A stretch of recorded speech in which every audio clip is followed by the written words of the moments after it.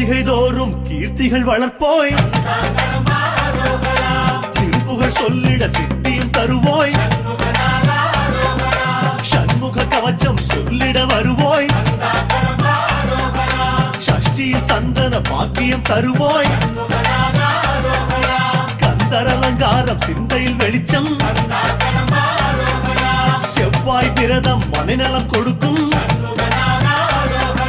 வள்ளி நாயகம் என்றிட வருவோய் வெள்ளி விரதத்தில் தனபலம் தருவோய்